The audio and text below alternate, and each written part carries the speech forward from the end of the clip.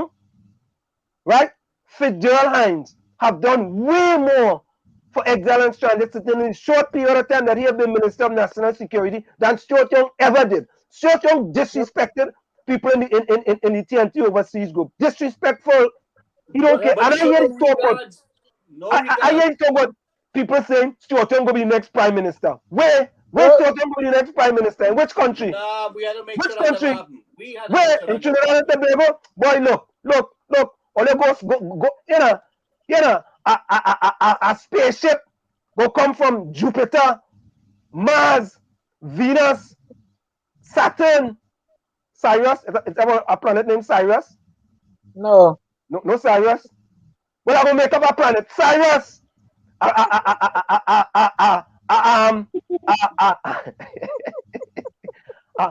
A plane.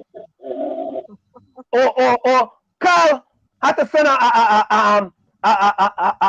a space rocket to Jupiter or Sirius or Mars before Stuart Young could ever be Prime Minister in Trinidad and Tobago. I hear PNM talking, people PNM talking that kind of dotishness. All your come on, man. Come on, man. Stuart Young Prime Minister in Trinidad and Tobago. When and where? Boy, you mean he might try to buy an election in Trinidad and Tobago? Buy an election? Look, and you know pushing that. I will support for Joe Hines before I support Stuart Young. But the go along get along gang, the go along get along PNM gang, they be silent on that. Stuart Young, well, let me put this up before I go. Let me put this up. Why do you think they're training him so much? Why do you think he's training in the office of the Prime Minister? I want to know if Stuart Young have any interest in this. I want to know. I want to ask the Go Along Get Along gang. I want to know from the Go Along Get Along gang if Stuart Young will have any interest in this. I want the Go Along Get Along PNM gang to ask Stuart Young, right, who want to push him to be Prime Minister, and Faris Alwari and all of them. Or they're pushing all of them to be Prime Minister of Trinidad and Tobago. Or they ask them this. Ask them that. Or they're afraid to ask them that. Answer them. The ship gonna come from Uranus. Oh yeah. That is it, Uranus. Is Uranus or Uranus? Uranus. Oh, Uranus.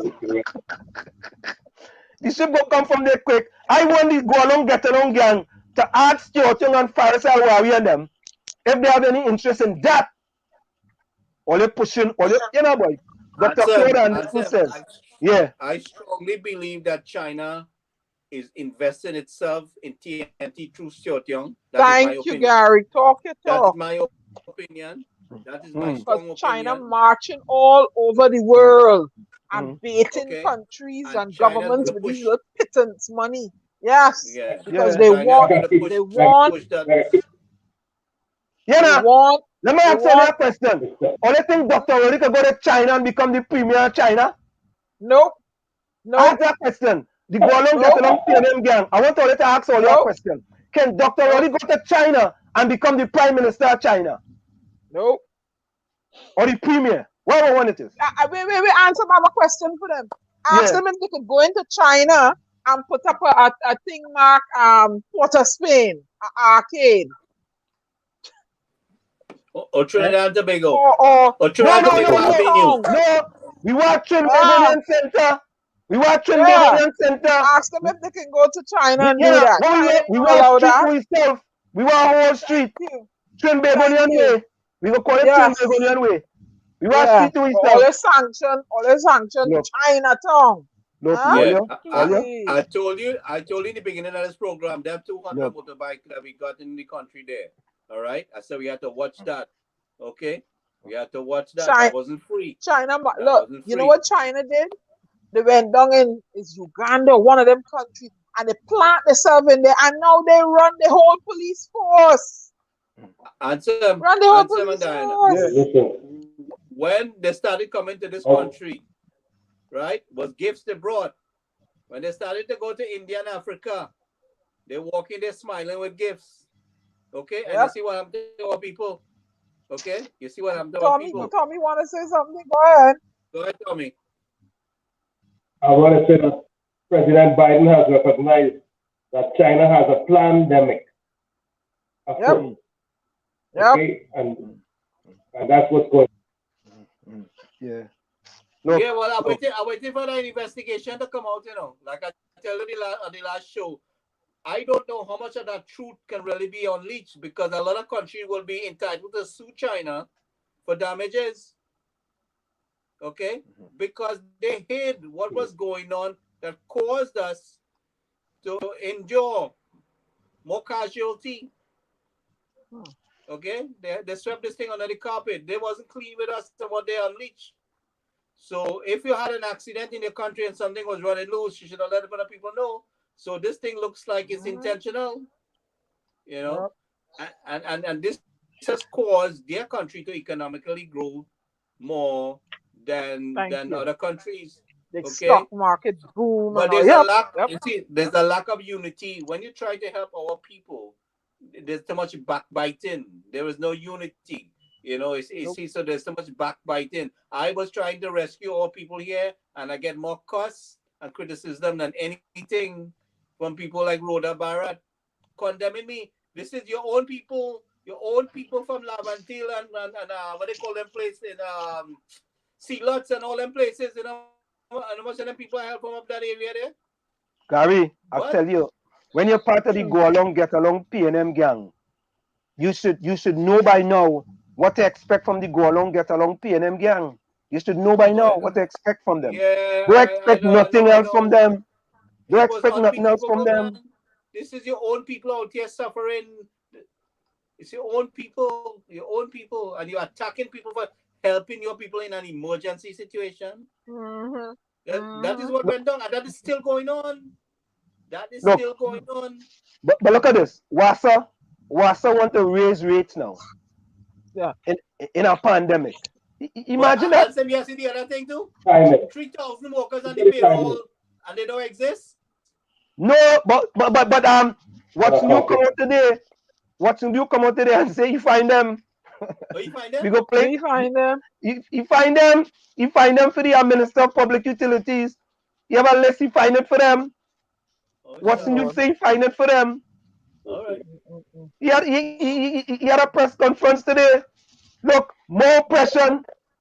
Yeah, man, Daniel, you're right. More pressure. WZYE want to raise rates now.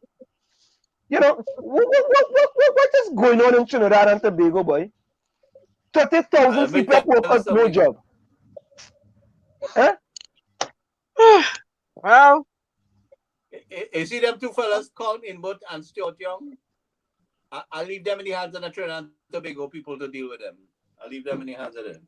Well, guys, I agree with this, though. I agree that Trinidad and Tobago should not go to the IMF. Yep. I agree with that. Yep. No IMF for TNT. I agree with that. They're going to China. They go to Beijing instead. That's where they're going. Look, we have a new person that's joined us. Yes, Albert Montano, boy. I wonder if that man related to Marshall, boy. I wonder if he related to the Fiona Montano family, boy.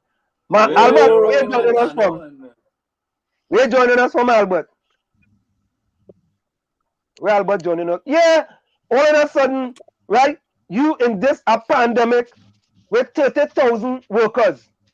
CPEP, the poorest of the poorest, right? Had to go home and sit down. I mean, come on, boy. What it is you thinking about? But all that new allocation, you allocating all the Ministry of National Security and all them people. Allocate that money towards them CPEP workers, let them continue to collect their full salary.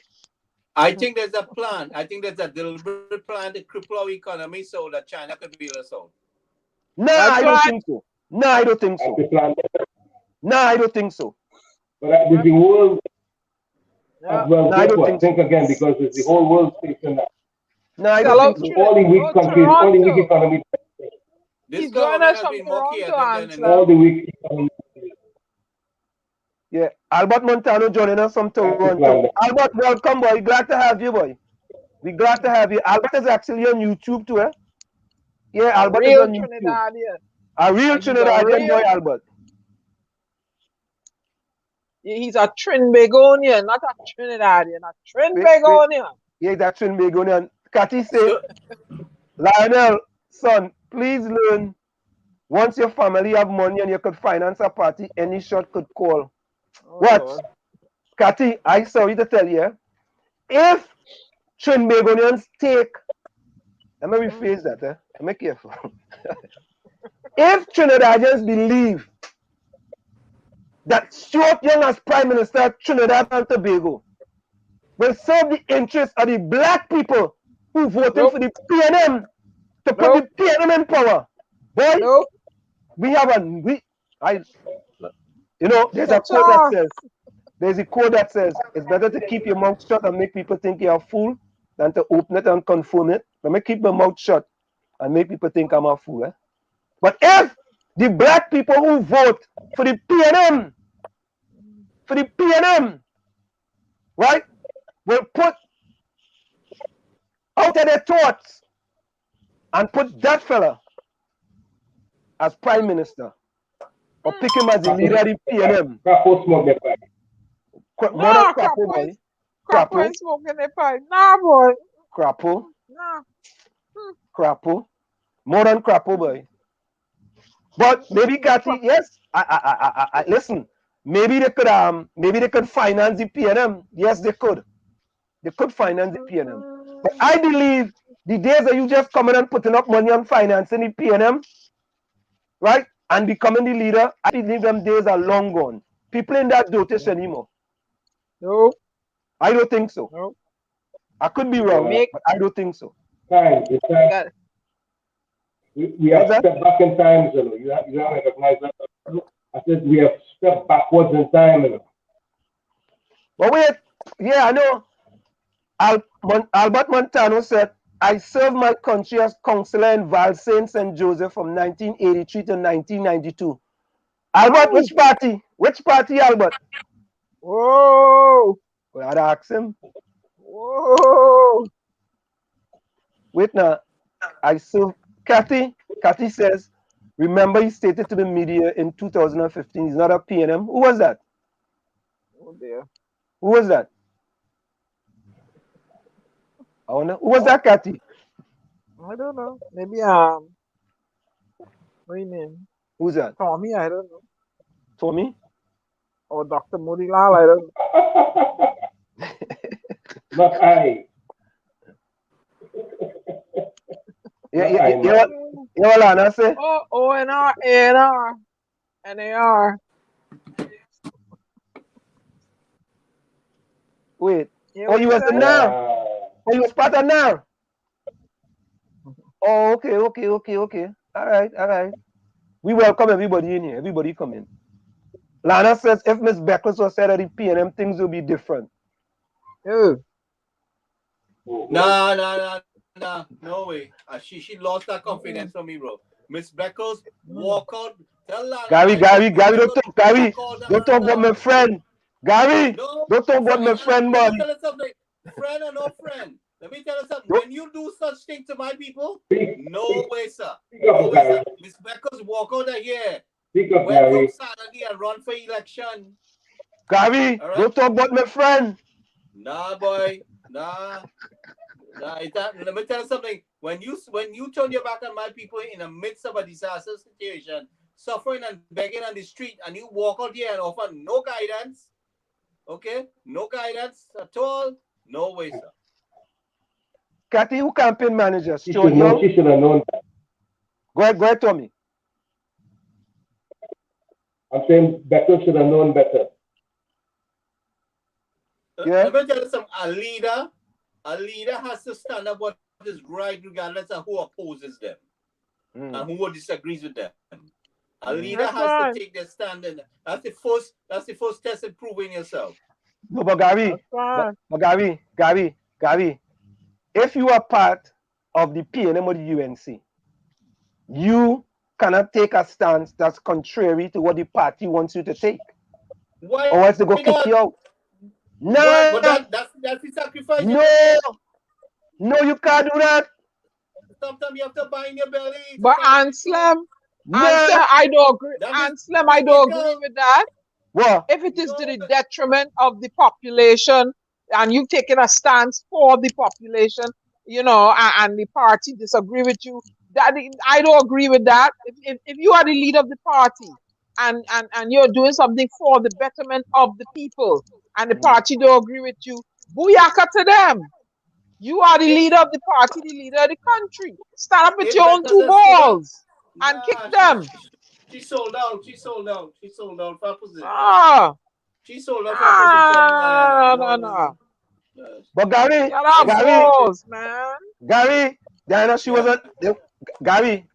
on the outside, so she had to try. How she gonna get back inside if she ain't supporting? Don't put me in there. I don't care. If I was sold his butt right for a month. Once you get inside. No. You see this thing called politics? Albert Montano says we left the PNM after the Black Power because I saw all this was coming. Oh God. Oh God. That's a low blow, boy. Let me invite him for the next program. Let him talk. Yeah, Albert. That's a low blow. Put your number in the chat. We're going to invite you to come in the program. Put your number in the chat. We're going to invite you. Saturday. Because listen, folks. Kathy say yes, Gary. She walked away to get back a safe seat. Oh God. Listen to me. Knowing the situation, I went up again. I threw up Kamala for this too.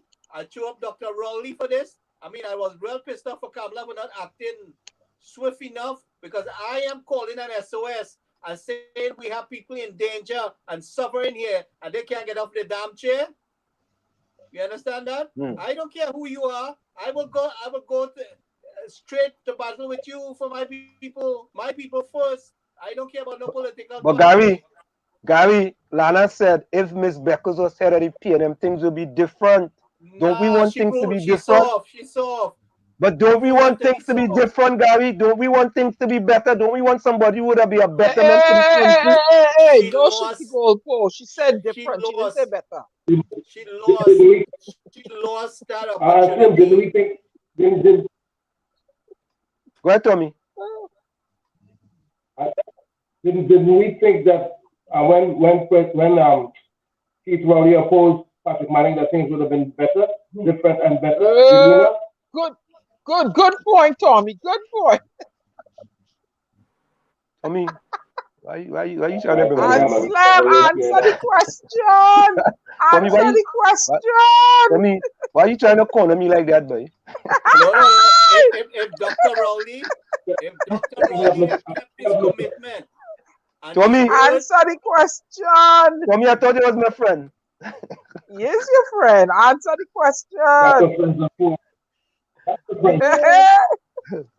Tommy, you're absolutely correct. I thought that today Trinidad will be in a fantabulous, splendiferous, marvelous place under Dr. Keith Christopher Rowley. I'll speak truth to power. I hear you. I make predictions that I'm ashamed of right now. Well, listen, we always try to give everybody a chance, right? We said Kamala had a chance. We was willing to give Dr. Rowley a chance. We was willing to support him for the country and the benefit of all our people, regardless of who is political leader and prime minister. Dr. Rowley has betrayed our trust. He has ignored us. He has acted very arrogantly. The kind of decision he has made is very disrespectful to us and to the people of our country. He shows no regard to the fact that our people were suffering. But Gary, it was Stuart Young.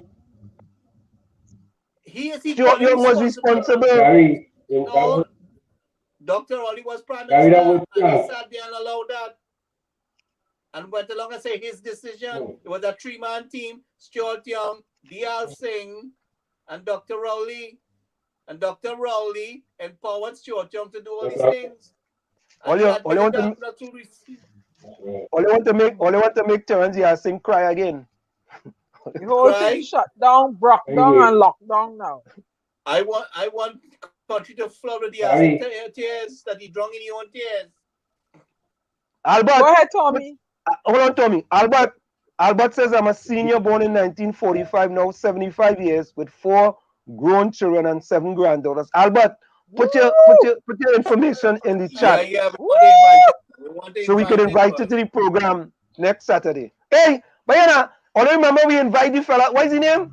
The fella from The Truth is Unbelievable. What is his name? Brooklyn or whatever he is, Ross, whatever his name. Right? Remember we invite him? He never show up. No. I think he's gonna join the Soca Warriors.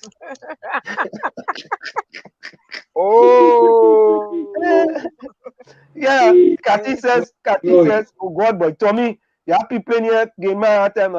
Kathy said, go to the head of the class, Tommy. Same could apply to Panda and Kamala. That's the problem. We like to give the same politician too many chances. No, but I was about to tell that Panda said you only take chances in the lotto and in the lottery and in the playway, not in politics. Okay. All right. What you doing now? Yeah. I tell you. Hold on. Let me see one more thing here. A minute. Let me see here. I think I have one more thing to drop here. The end of the show. Hold up.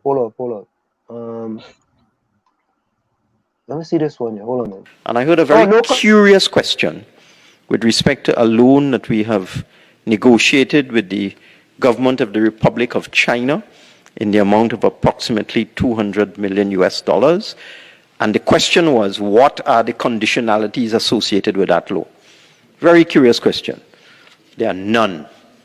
And people who ask these questions should know better than just throw that mischief out into the public domain. And last one here. This is the public being.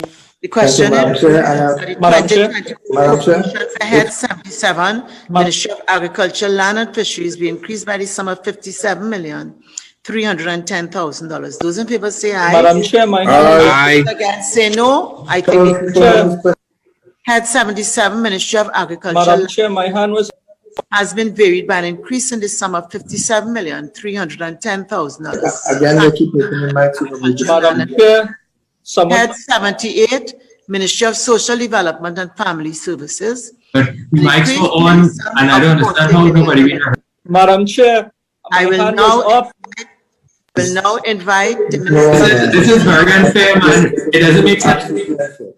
Minister.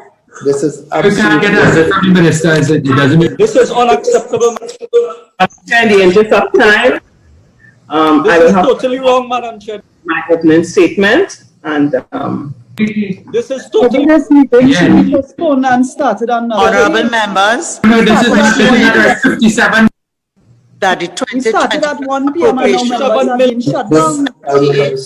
This is unacceptable. Services varied by $1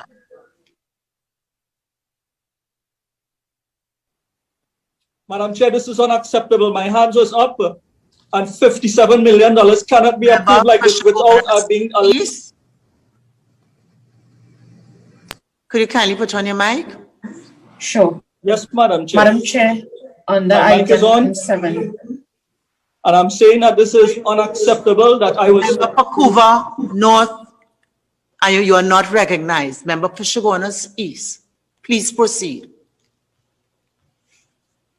Please unmute your mic. Sorry about that, Madam Chair. Madam Chair, Head 78, 00703.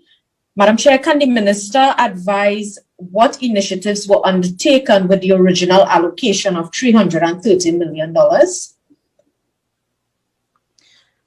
Well, what is here before us is $40 million.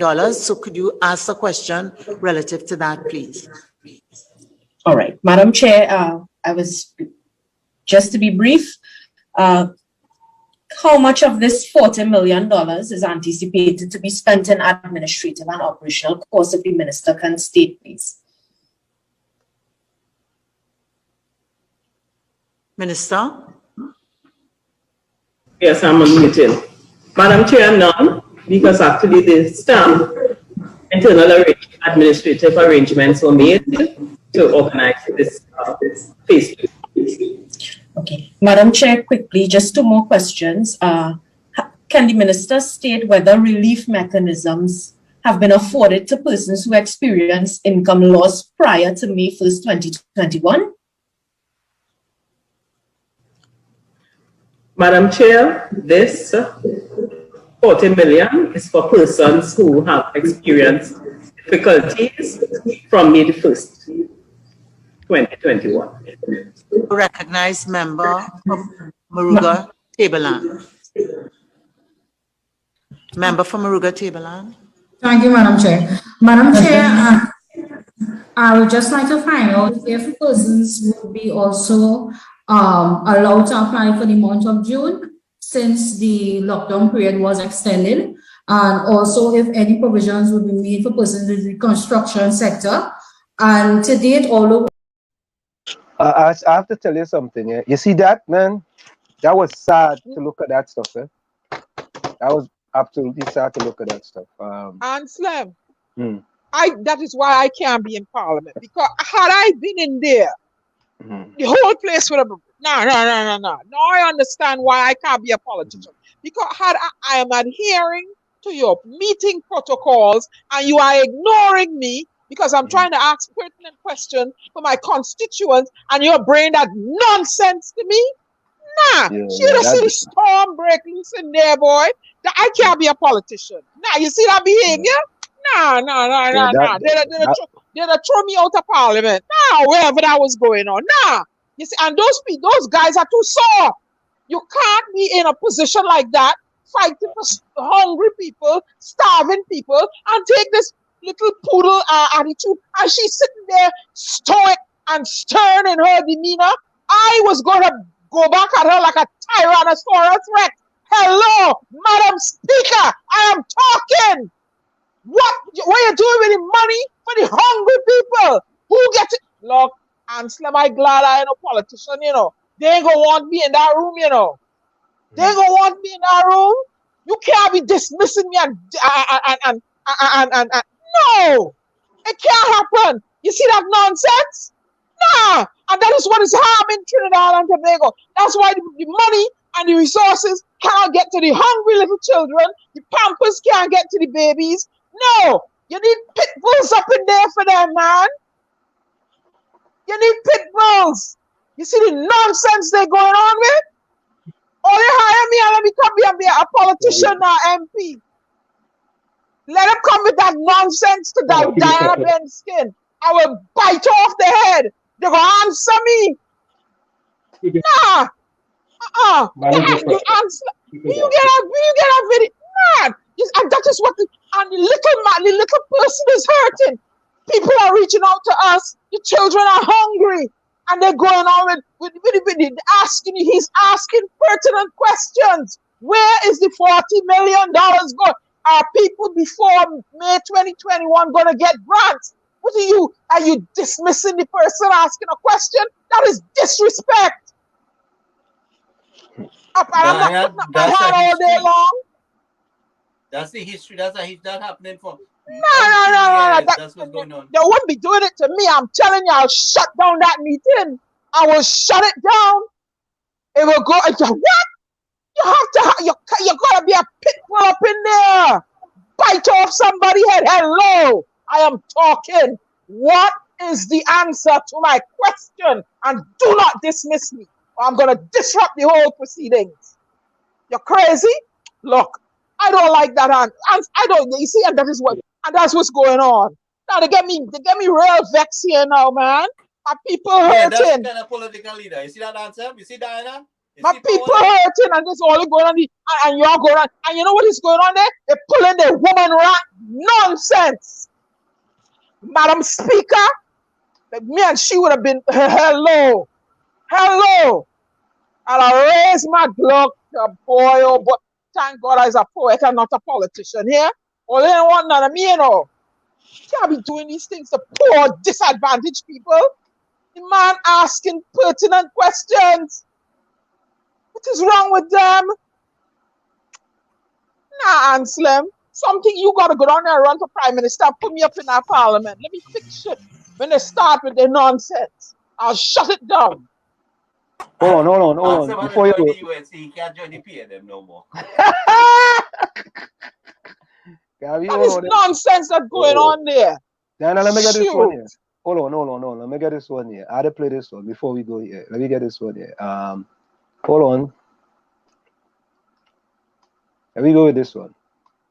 Why the people can't get their food? Hold on, eh? Oh, yeah.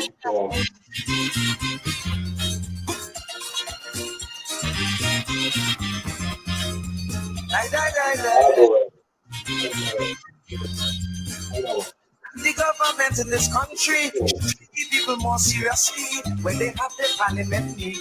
Something constructive should be happening. I visit them one evening in the parliament meeting to see happening. Like these people high over cocaine. Why is the speaker speaking? In parliament, Eric with a newspaper reading. In parliament, they want to stop old people from driving. In parliament, get the long say joke they're making. In parliament, Vixen all the time. Blowing everybody mind. Vixen all the time. Blowing everybody mind. I know this country have problems, and there's nobody to solve them. The opposition make it gross, so the big boys could play in the house. We can't get lights, neither water. Look at the situation with WZYE. They only making confusion, billing calls for horses to run. Wisely speaker speaking. In Parliament, the Kingston. Murray with Tobago flag flying. In Parliament, the Kingston. Sean Pandey always back you in. In Parliament, the Kingston. They want to build course for horse racing. In Parliament, the Kingston. The Kingston all the time. The blowing. Opportunity of time about it. Of course, it kicks in. Mute your mic, Tommy, mute your mic. In Parliament, it kicks in by. Hey, you know, all right. With that attitude, she ain't going to come. Well, let me see. Mark Daniels said with that attitude, she ain't gonna come, Rose. Yeah, all right. Let me play that one for thing. Hold on a minute. We go play this and then we go close. Anna. Yeah. Anna, you take your pill? I get some nerve on Slim. My people suffering. And them and they carrying on and the guy clearly he's right there and she's clearly ignoring him. I don't like that in children far less adults. I calling you Madam Speaker and you ignoring me? Nah. I'll throw a book in her ass. They will give me they will give me a charge or something because I talking to you. I will pull her, I will yank her mic. Hello, I will go and take her microphone. I will be in her face. I am talking to you. Nobody ain't talking to you right now. Unless she blind or she deaf. I taking her mic and I going in she face. I talking to you, Madam Speaker. Look me here. Answer my question. Nobody else in the room. It's me and you right now. Nah, you can't allow them things to go on. Nah. I mean, I have my patience very thin with nonsense and slim. That nonsense I just see it. And that is why nothing ain't done. That's why nothing ain't done. Diana, look this song for you. A racist is someone who has something that they want to protect. So they will always keep on talking the ring till the day of their death. But for people, we have nothing. Don't know where the next meal coming from. So I want you to go and to tell all the bracelets, suffering makes us one. Tell the racists, sufferers don't care, sufferers don't care about race. Sufferers don't care about race. No, sufferers don't care who migrate from where or who living in who place. Tell the racists, sufferers don't care who's from country. Sufferers don't care who's from town. Sufferers only want to hear what the next food from me. One more. Sufferers don't care about color. Sufferers don't care about race. Sufferers don't care who migrate from where or who live in who place. Tell the racists, sufferers don't care who's from country. They don't care who's from town. Sufferers don't care who's from town. Sufferers only want to go. Love you.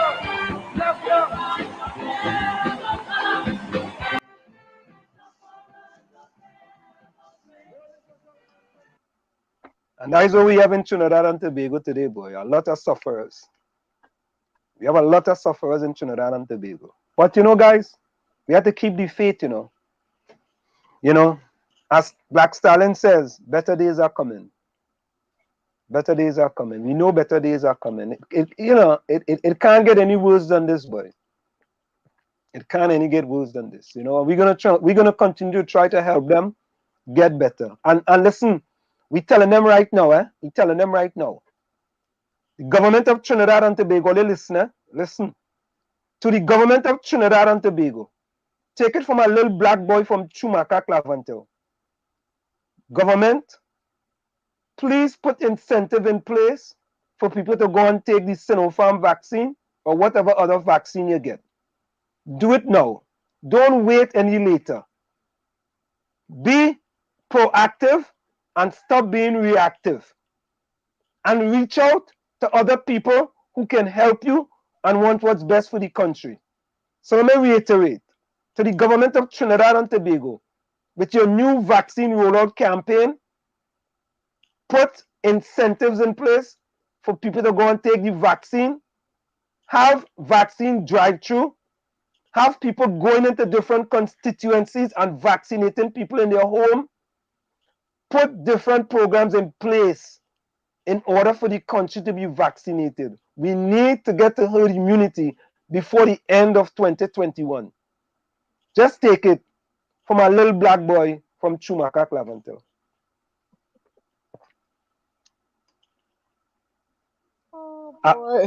Albert Montano says, PNM government won 11 times and they cannot make Trinidad and Tobago better. Albert, put your information in the chat. We need to send you the link in order for you to come on the program next Saturday. We're willing to have programs like, we're willing to have people like you in the program. Definitely. Right? So let me just say a few quick hellos and thank yous. Albert Montano, of course, joining us from Canada. Kathy, Mark Daniel as usual. Rose Celestine. You know something though? We're gonna go for a quick break and then we're gonna close. You know something though, what's great, Diana, Tommy, and Gary boy? You know, every night we getting one person that's adding to the program, boy, and bringing additional incentives to the program. You understand? Like we had Dr. Rudal Muniral that came on the program, right? Now we have Albert Montano from Canada coming on the program and adding to the program. I keep telling people, I keep telling Trinbagonians, we are not the type of program where we come on here and we tell us, share it live, share it live, share it live. And 100, I want to see 105, I want 125, I want 230. I ain't talking again till I get to 200. I ain't talking again. I ain't talking. Stop. All right, let me see my YouTube is 205. We have to get to 250 before I start to talk again. We're not in that. We want to bring information to the public so you can make an informed decision. When you're coming to the village, we want to leave you with some brain food. A little bit of brain food. That is all we're trying to do. That is all we're trying to do. But what we're going to do, Diana, we're going to go for a quick break. Okay. And then what we're going to do, we're going to come back and we're going to close the program. And I want to bring in Iowa here. Iowa, I know you're listening, eh? You know, I know you're listening. Yeah. Diana, you know that. Yeah, because every time I want to be listening. I want to go where get that song from, boy.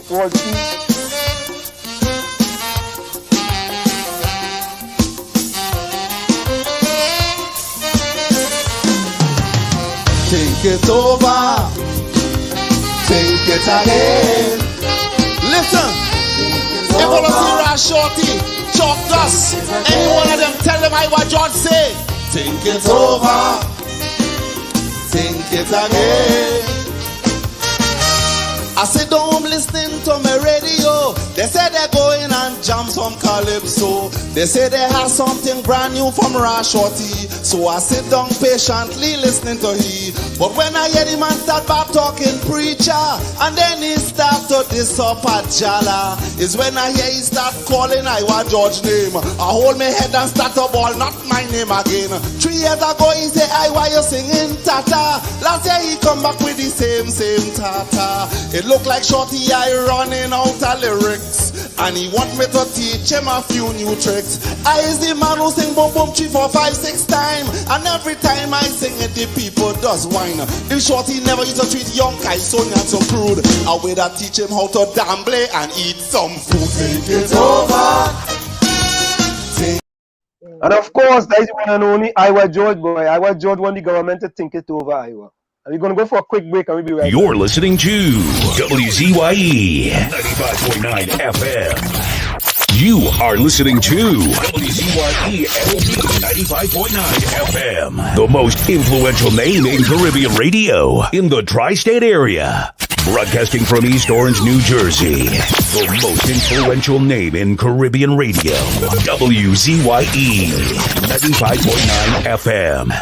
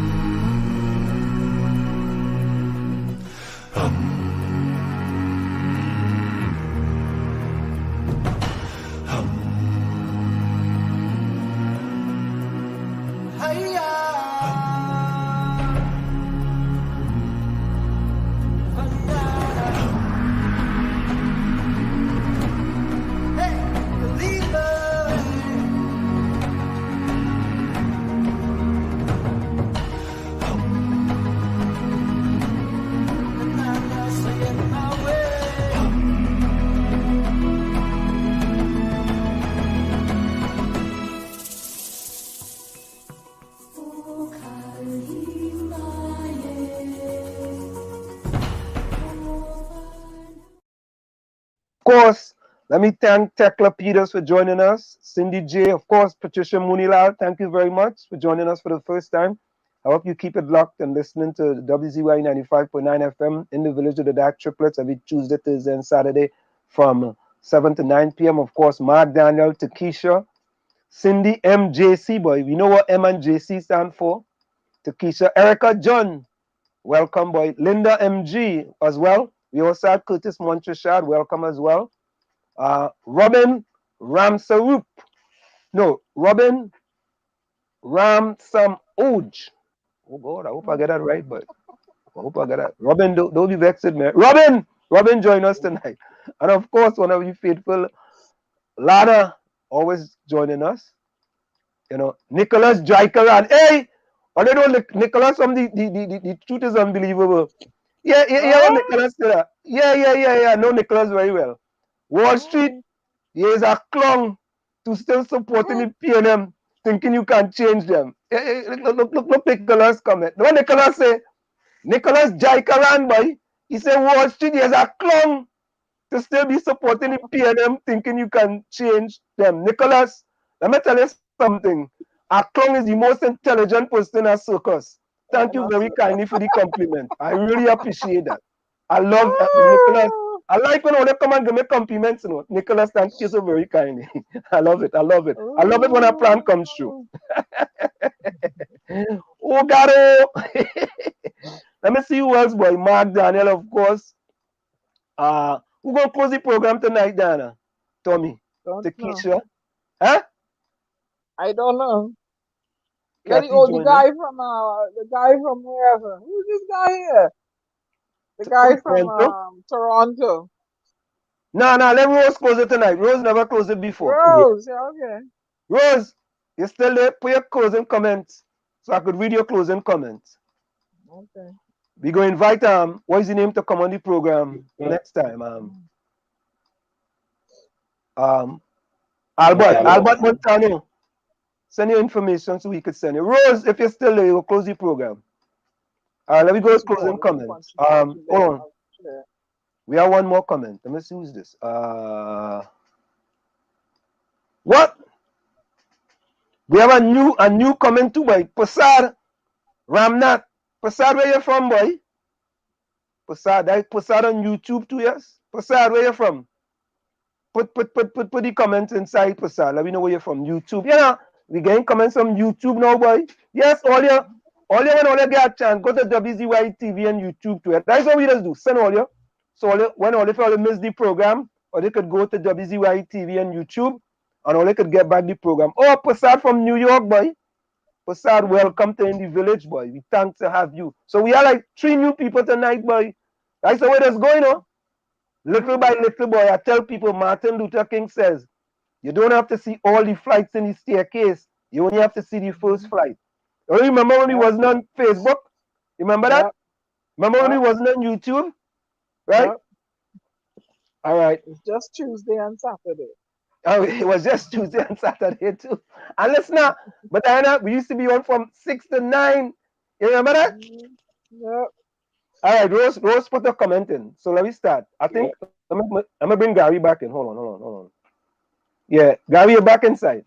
All right, so Gary, Somi, go ahead with your closing words. Well, I want to say, I want to start off with something from Van Gogh.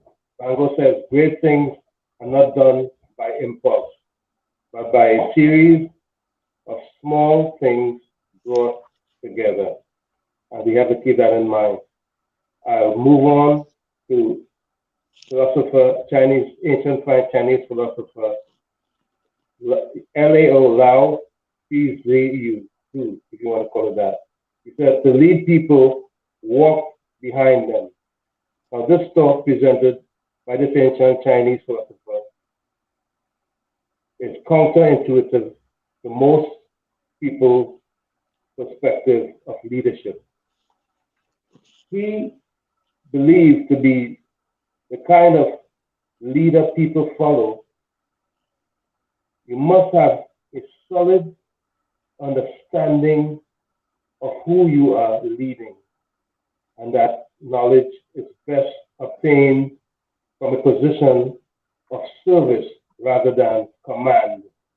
The quote suggests that by putting the needs of those in your care above your own, you can better serve them, and knowing this will make you a better leader. I want to thank you, Anselm, Diana, and Gary for all that you've been doing and continues to do. And also thank the audience for putting up with us. Until the next time, a pleasant night and all the best. Thank you, Tony. Of course, always a pleasure. And I'm going to say that You're welcome. I want to thank Dr. Rudolph Mulilal for joining us. And Dr. Mulilal made a statement that was very prolific. And Dr. Mulilal says, and I'm paraphrasing here, that many of us who live in the diaspora, there are many of us who are more patriotic than those who actually live in Trinidad and Tobago. And Theodore Roosevelt says, patriotism means to stand by the country. It does not mean to stand by the president or any other public official, save exactly to the degree in which he himself stands by the country. It is patriotic to support him insofar as he efficiently serves the country. It is unpatriotic not to oppose him to the exact extent that by inefficiency or otherwise he failed in his duty to stand by the country. In either event, it is unpatriotic not to tell the truth, whether about the president or anyone else. That's Theodore Roosevelt. From where I said, this is it. The clock on the wall said, that's all I like to say, but I've got to go. Remember, hard work beats talent when talent does not work hard. And for every 60 seconds of anger, you lose 1 minute of happiness. Dinah, you go? Okay. All right, the storm calmed down.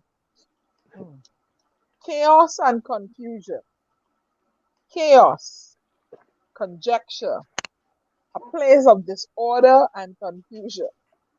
Confusion, the lack of clarity, state of bewilderment.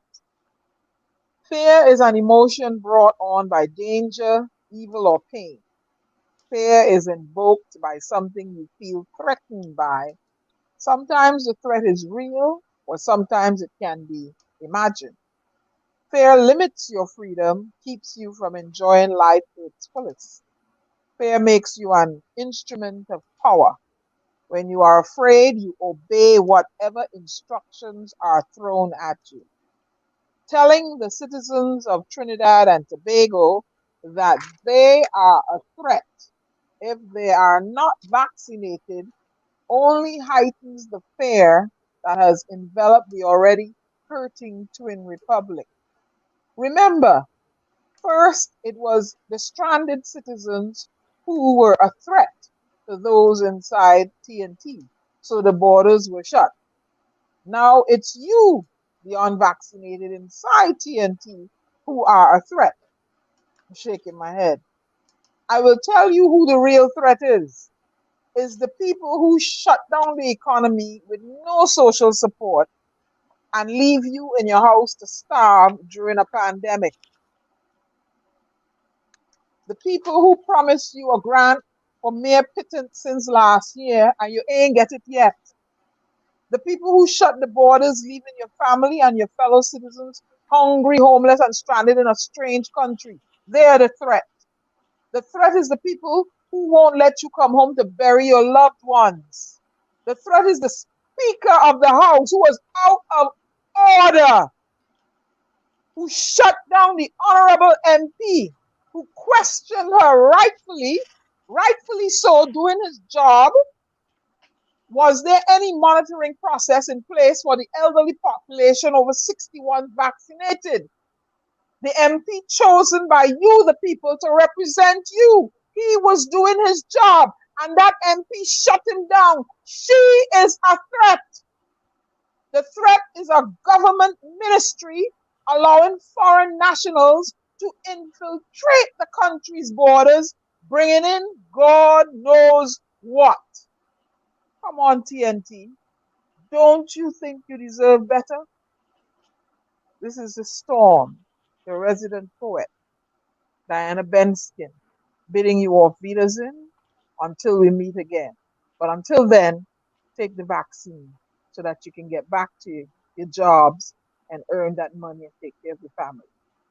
Good night. And of course, thank you so much, Diana. Gary, you there? Yeah, I just want to say a special thank you to Dr. Munilal for taking the time to join us. It was very informative. I would certainly like to have him back, and I also like to thank everyone who joined us tonight. Diana has uttered my sentiments exactly, and I deeply appreciate what she said tonight in the closing comments. With that, I will say good night, and looking forward to joining us on Saturday night. I will try to get Mr. Dave Tanku to see if he can come on for Saturday night. One of these guys, so that I can. Yeah, but Gary, Gary, send FitzGerald a message again. Hold on, send the Ministry of National. I'm out here in the. Yeah, no, that's all right. Send FitzGerald a message. Send him a next message. Yeah, so you said to send him a message? Yeah, send him a message. Yeah, I'm gonna send him a message. Let him know. Heads up right away. Yeah. Good. So let me welcome somebody who just joined us on YouTube. They're out in North Carolina, Trini and Ados. Did I say that correct? Only know I'm from 𝗪𝗪𝗘𝗧𝗦 and I tongue, eh? So welcome, Trini and Ados. Trini Ados, welcome. Trini and Ados. Prasad said, if it weren't for people like us, more people would be suffering, and they wouldn't let us in the country, even if we were vaccinated. Yeah. All right. So, folks. And before you go, I hope you see where the more intelligent people are located in the country based on the party side. Where the intelligence are, who are, for the country, and who has the best interests. What do you mean? What do you mean? Dino, what do you mean? I'm staying out there. I'm a Bajan right now. Oh God! Hey, Trini and Ados from North Carolina. Welcome, man. It's a pleasure. All right, so let me read Rose's closing comments. Rose says, Rose is the one and only Rose who will be forever grateful to you all. Stay safe. Thanks and good night. Rose, thank you so very kindly. And tonight, we're going to go out with our favorite one again. We're going to let Iowa George come back. Iowa, come on. No. Only think we should play the Ember one, boy, 36 one or Iowa. Sweet TNT. All right, let me see. Country. You know, I have to get that one. That one is hold on. Let me see if I get that one. Natasha, Tasha, hold up. Natasha. We echoing MP Munilal's sentiments, man. Come on. All right. Yeah. All right. And especially for those who just tell us, only living out there, only know what's going on here. Yep. Mind all the business. Yep, mind the business. Sweet TNT. Yeah, we had to mind the business, boy. Yeah, this well, TNT is my Bajan business. country? TNT is my business. Sweet TNT is this Bajan country. Hey, hey. Yeah, hold on, hold on. Yeah, You're gonna go out to Natasha tonight. Sweet TNT, boy. You know, all you know, I gotta give Dr. Murilal credit, you know. Hold on, Yes. Hold on. All right, let me get Natasha in here. Natasha, come tell them. You tell them, Natasha. Natasha, you tell them, Natasha. Hey, you know, I have to say something, Dr. Munilal echoed our sentiments we was trying to tell people for a long time, For a long time. Yep. And he living in Trinidad and Tobago. You understand? It's not us. We didn't say. We are just echoing the sentiments by the Honorable MP from Trinidad and Tobago and the UNC party, Dr. Rudal Munilal. So let's get Natasha in here. All right, folks. See you later. Sweet TNT is my country. Every creed and race have an equal place.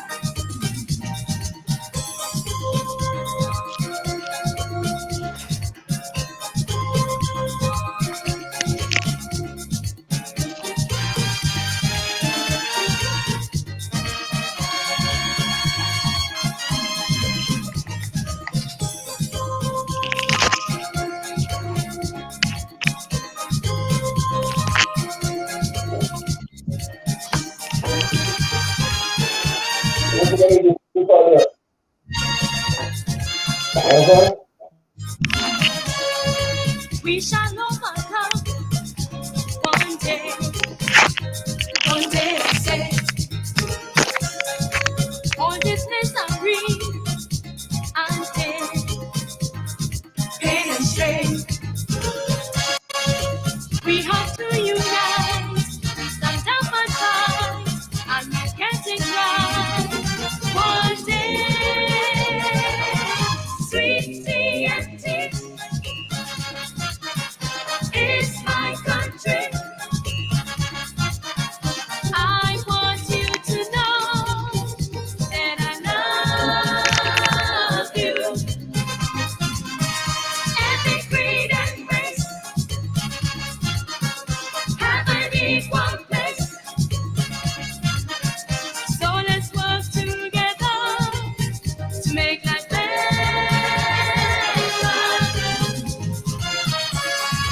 I'm a Tringonian, true and true. You know that too. I'm not proud to say I love you. You know that I do. Trinidad is nice, could be a paradise, because she was blessed by the Almighty. Sweet TNT is my country.